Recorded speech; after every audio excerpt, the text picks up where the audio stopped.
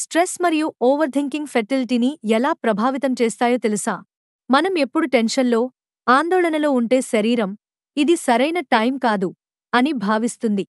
దీని వలన గర్భధారణకు అవసరమైన హార్మోన్ల సమతుల్యం దెబ్బతింటుంది.